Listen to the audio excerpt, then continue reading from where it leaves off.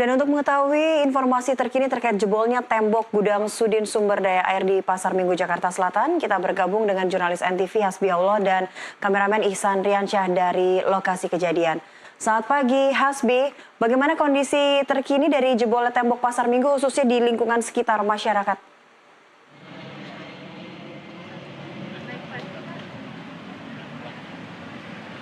Ya baik Cakri, hingga sejauh ini kami masih memantau apakah memang masih ada sisa-sisa lumpur ataupun sampah yang menyangkut. Nampaknya memang tidak ketika tadi kami melihat beberapa ruko yang memang terdampak kemarin secara langsung, baik itu konter pulsa, kemudian juga ada bengkel dan ada warung sembako. Lalu ke bawah lagi sebenarnya ada perumahan dari warga ini yang terdampak secara langsung, akan tetapi semua sudah clear begitu. Memang kejadiannya kemarin pada pukul 11 waktu Indonesia bagian Barat sempat ada beberapa mobil yang memang menunggu karena adanya lubang atau celah lubang yang cukup deras ke arah jalan raya. Lalu kemudian itu memicu jebolnya tembok, maka beberapa mobil itu berhenti dan hampir tertiban. Dan ada beberapa motor di situ terlihat dari rekaman CCTV, memang terlihat ada 2 motor yang terguling. Lalu juga ada beberapa masyarakat yang menghentikan laju masyarakat yang melewati jalan AUP ini. Lalu kemudian Dinas Tata Air ini sudah melakukan clearance bahwa memang air yang ada di dalam adalah air genangan.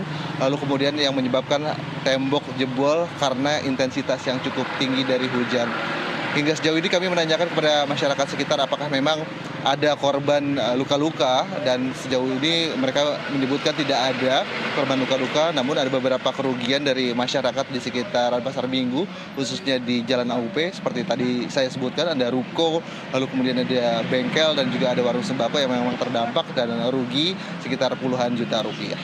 Cakri dan juga Peti. Iya, bagaimana dengan kerugian yang dirasakan warga? Apakah pihak Sudin ini akan apa ya, mengganti rugi atau mengcover kerugian itu, dan juga bagi kendaraan-kendaraan yang juga rusak dampak dari jebolnya tembok, Hasbi?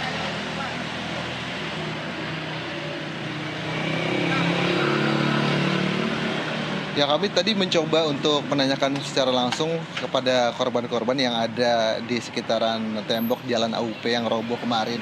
Dan kami belum bisa menemui karena memang ruko-ruko ini tutup begitu, dan sedangkan untuk warga sekitar belum ada pembicaraan lebih lanjut terkait hal itu.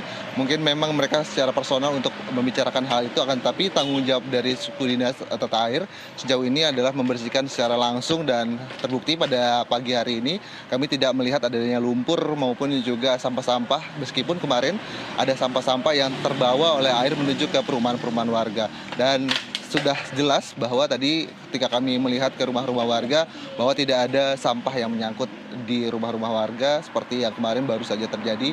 Hingga sore hari pembersihan dilakukan, dan saat ini pada hari ini sudah clear 100% Cakri dan juga Peti.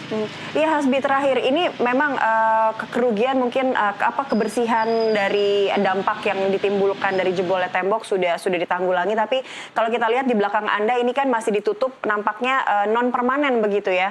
Bagaimana kondisi atau tindak lanjutnya untuk perbaikan tembok jebol supaya ini demi keamanan juga masyarakat yang lalu lalang di jalan sekitar jalan dekat tembok begitu, seperti apa, Hasbi?